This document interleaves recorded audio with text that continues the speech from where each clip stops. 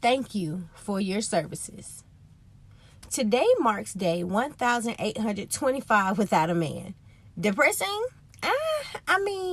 If you've based your life off of finding an amazing guy and being married by a certain age, having a family by now, but you'll be 31 this year and you don't have none of that, then yeah, pretty freaking depressing. For as long as I can remember, outside of wanting to be a superstar, I've always wanted to be married and have a family. Picturing every potential candidate as my husband and preparing to fight the good fight for future engagements, because relationships are very hard work and you have to do everything you can to keep them together. So the little stuff that I've been going through in my past relationships and situational are just preliminary issues to prepare me for the main event, marriage. This Chronicle is brought to you by our Hallmark sponsor, Hopeless Romantic.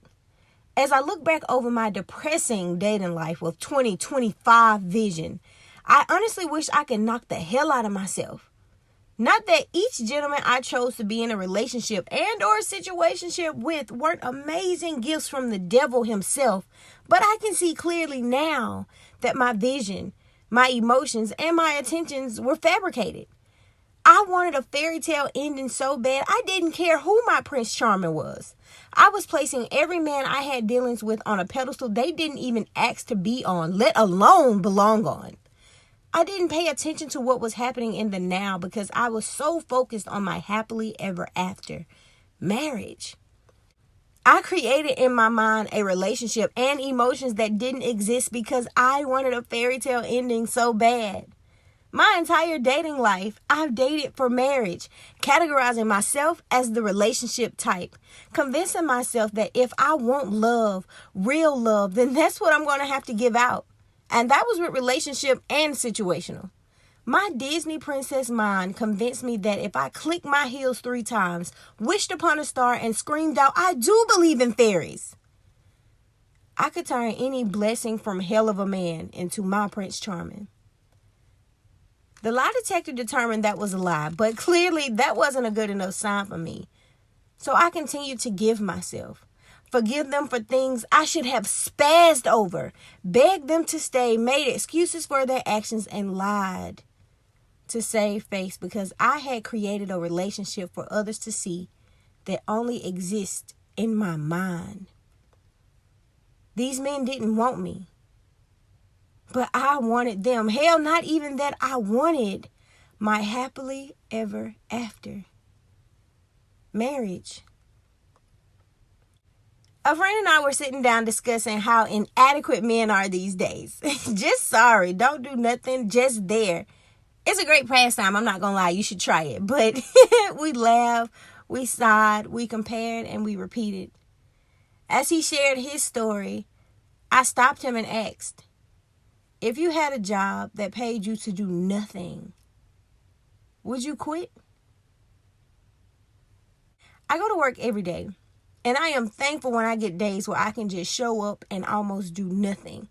I am getting paid to scroll through social media, call my friends, engage in texts, etc. On these days, I have found the perfect finesse on how to look like I am beneficial, but not do a damn thing.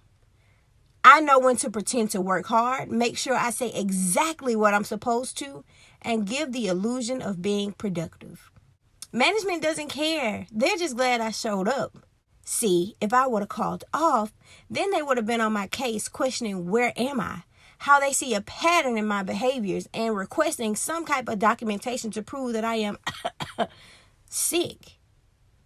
So I show up with no intention of doing more than what was asked of me, doing the bare minimum to make sure I stay under the radar. Of course, once we get to my performance review, they show me areas of improvement that I falsely engage in, making open-ended promises that I know I'm not going to do. But I say, you're right.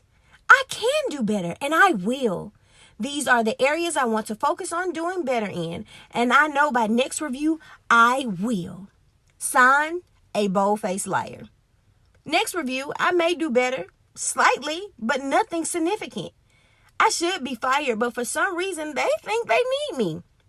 They say they see the potential in my work ethics, and they think if they give me a little more time and guidance, I will be the employee they want me to be. Y'all, I'm not made for a 9 to 5. I will never be who they want me to be. Could I? Of course, but I don't want to.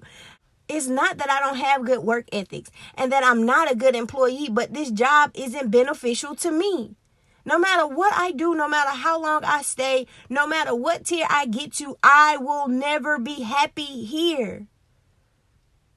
But I stay, collect my check, and do the bare minimum because they don't require me to do anything more. Take out the word job and insert me. I was that job. I hired/dated men who only showed up to do the bare minimum in their position because that's all I required. I saw potential. That's why they got hired, but I also saw a sorry-ass employee. I tried to encourage them to do better because I thought they were an asset to my company. I never enforced repercussions. They knew they could get away with doing the bare minimum, and when I finally did have a sit down for a performance review and showed them areas of improvement, I was lied to, made to feel crazy, needy, or unworthy. And instead of putting my business first and terminating them for lack of performance, I put my company in jeopardy and allowed them to stay until they decided to quit to go to a company that was a better fit for them. You see why I want to knock the hell out of myself? Today is a day I have never seen before and I will never see again. Today. Why am I so concerned with tomorrow? What can I do to make today amazing?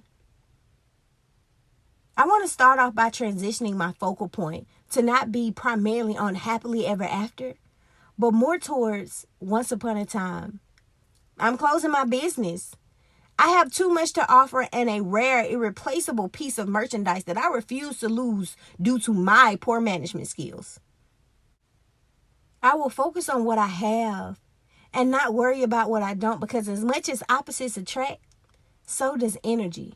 And I want to give out such a positive, vibrant, loving energy of myself that you have no choice but to respect it and reciprocate it. I'm well aware of the bullshit I put up with my past. But see, that's my cheat sheet to my future. Fool me once, shame on you.